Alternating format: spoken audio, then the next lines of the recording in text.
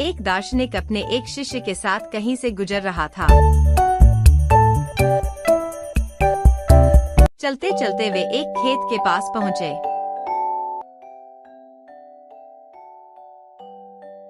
खेत अच्छी जगह स्थित था, लेकिन उसकी हालत देखकर लगता था मानो उसका मालिक उस पर जरा भी ध्यान नहीं देता है। खैर, दोनों को प्यास लगी थी, सो वे खेत के बीचों बीच बने एक टूटे फूटे घर के सामने पहुँचे और दरवाजा खटखटाया। अंदर से एक आदमी निकला, उसके साथ उसकी पत्नी और 3 बच्चे भी थे। सभी फटे पुराने कपड़े पहने हुए थे। दार्शनिक बोला, श्रीमान, क्या हमें पानी मिल सकता है? बड़ी प्यास लगी है। जरूर, आदमी उन्हें पानी का जग थमाते हुए बोला। मैं देख रहा हूँ कि आपका खेत इतना बड़ा है, पर इसमें कोई फसल नहीं बोई गई है और न ही यहाँ फलों के वृक्ष दिखाई दे रहे हैं। तो आखिर आप लोगों का गुजारा कैसे चलता है? दार्शनिक ने प्रश्न किया। जी, हमारे पास एक भैंस है, वो काफी दूध देती है। उसे पास के गांव में बेचकर कुछ पैसे मिल जाते हैं और बचे हुए दूध का सेवन करके हमारा गुजारा चल जाता है, आदमी ने समझाया। दार्शनिक और शिष्य आगे बढ़ने को हुए, तभी आदमी बोला, शाम काफी हो गई है, आप लोग चाहे तो आज रात यहीं रुक जाएं। दोनों रुकने को तैयार हो गए। आधी रात के करीब जब सभी गहरी नींद में सो रहे थे, तभी दार्शनिक ने शिष्य को उठाया और बोला, चलो हमें अभी यहाँ से चलना है और चलने से पहले हम उस आदमी की भैंस को चट्टान से गिराकर मार डालेंगे। शिष्य को अपने गुरु की बात पर यकीन नहीं हो रहा था, पर वो उनकी बात काट भी नहीं सकता था।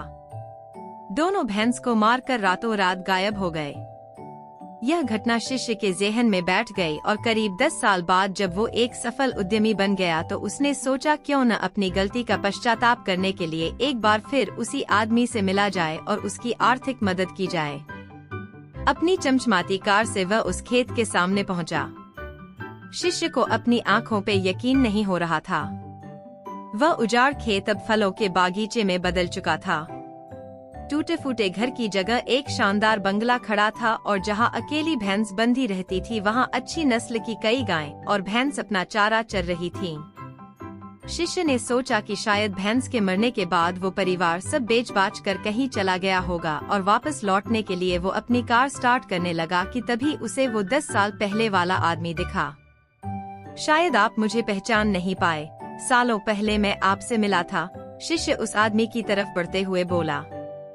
नहीं नहीं, ऐसा नहीं है, मुझे अच्छी तरह याद है, आप और आपके गुरु यहाँ आए थे। कैसे भूल सकता हूँ उस दिन को? उस दिन ने तो मेरा जीवन ही बदल कर रख दिया। आप लोग तो बिना बताए चले गए, पर उसी दिन ना जाने कैसे हमारी भैंस भी चट्टान से गिरकर मर गई। कुछ दिन तो समझ ही नहीं आया कि क्या करें, पर जीने के लिए कुछ तो करना था, सो लकड़ियाँ काट कर बेचने लगा। उससे कुछ पैसे हुए तो खेत में बुवाई कर दी। सौभाग्य से फसल अच्छी निकल गई।